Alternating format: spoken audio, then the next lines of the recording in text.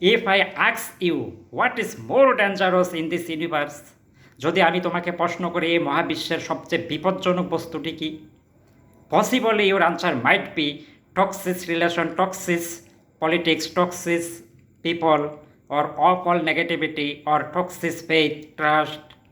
সম্ভবত তোমার উত্তর হবে বিষাক্ত ব্যক্তি, বিষাক্ত সম্পর্ক, বিষাক্ত রাজনীতি, কিংবা সব ধরনের নেতিবাচকতা বলতে যা বোঝায়, অথবা বিষাক্ত আদর্শ বা বিশ্বাস ইত্যাদি। But I say of course not, কিন্তু আমি বলি নিশ্চয়ই না। A misguided nation is more dangerous whatever dangerous exist in universe.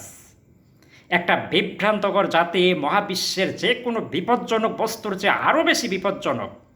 Now again if I আক্স you what do you mean by a misguided nation, যদি আমি তোমাকে আবার পুনরায় প্রশ্ন করি একটা বিভ্রান্তকর জাতি বলতে তুমি কি বোঝো, what ever your answer is, তোমার উত্তর যাই হোক না কেন, বাট আই মাস্ট বি সে, আমি অবশ্যই বলবো যে জাতি তার চিন্তা চেতনা চৈতন্য সংস্কৃতির একটা নির্দিষ্ট ধরন আছে কিন্তু কোনো রকম ধারণা নেই, যে জাতির তার ঐতিহাসিকতা আছে কিন্তু ঐশ্বর্য নেই, যে জাতির পরম্পরা পূর্ব প্রবণতা আছে কিন্তু অপূর্বতা নেই, নিঃসন্দেহে এটি একটি বিভ্রান্তকর জাতি।